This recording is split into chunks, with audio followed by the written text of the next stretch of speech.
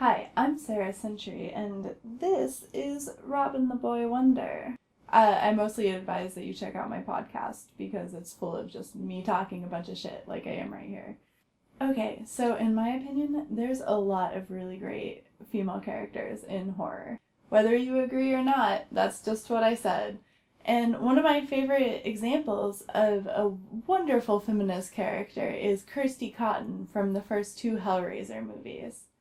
Okay, let's be straight up about something. The Hellraiser movies got pretty terrible. I'm not here to talk about Hellraiser so much as I'm here to talk about Kirsty Cotton of the first two Hellraiser films. Then she was in like the sixth one for what amounted to basically a cameo, which sucks. Because that movie would have been way better if it was just about Kirsty. I'm getting ahead of myself though. What I'm trying to tell you is Hellraiser is super scary. If you're a horror fan and you haven't seen it, you have to. Praise the Lord that those movies were made before CGI because they look amazing. To this day, no other horror film is even in the same realm as Hellraiser. So, you know about the Cenobites. That's Pinhead and his crew of completely horrifying hell monsters. They're literally from hell, you guys.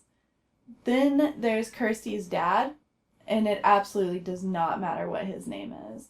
There's his totally insane wife, Julia. There's his super bad guy brother, Frank, who sometimes sleeps with Julia. And then there's his rad daughter who's visiting from college, Kirsty. Talk about strong female characters. She is wearing shoulder pads and jeans. 10 years before or after, that would have counted as queer coding, but due to the magic of the 80s, it's just how she dresses. She has a boyfriend, but he's barely in the movie. She gets drunk and makes out with him. That's pretty cute, I guess. She's not waiting for marriage. You go, Kirsty.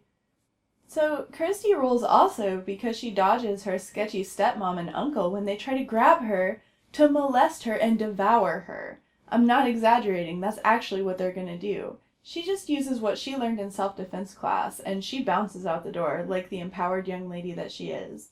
When the Cenobites show up and are clearly the scariest things ever to exist, Kirsty barely skips a beat before she's making deals with them to keep herself out of hell. Her boyfriend shows up at the end after Kirsty already saves the day, because she doesn't need no man to battle demons. She does just fine by herself. Her dad gets damned to hell forever for no solid reason, but that just is what it is. It just is what it is. You just gotta let it go. In the second film, Kirsty just straight up decides to go right to hell because her father may or may not be stuck there. The whole mission gets derailed by her stepmother, Julia. Julia does come across as a bad stereotype of the inexplicably evil stepmother, that is true. But inexplicably evil stepmothers are genuinely super terrifying, so I can't blame anyone for using that old trick.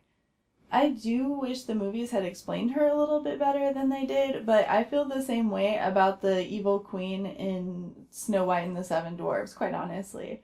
The world is full of these unresolved female characters. The other completely shortchanged character in these movies is Lady Hellraiser.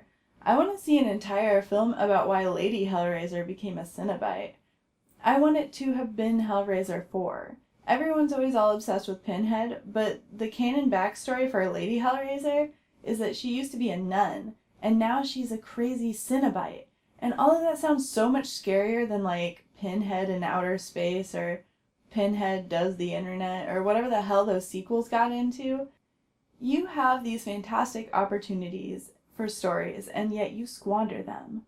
Anyway, if anyone wants to pay me to write that Hellraiser sequel that's all about Lady Hellraiser, hit me up, because I could be done in like 3 hours. Other feminist highlights include Kirsty's big sister type relationship with the traumatized child Tiffany. Aww, Kirsty is so nice to Tiffany, you guys. She has this moment where she's like, Tiffany, I won't leave you. And it's basically the same as that scene in Jurassic Park where the child is like, he left us! He left us! And that guy from In the Mouth of Madness is like, but that's not what I'm gonna do. Finally, in 2011, Clive Barker started writing a Hellraiser comic series that picked up where the movies left off. So the character development I had been praying for Kirsty, Tiffany, and Lady Hellraiser was all delivered. Kirsty Cotton is my everything. She's not a perfect feminist hero, but who is, other than me, who is?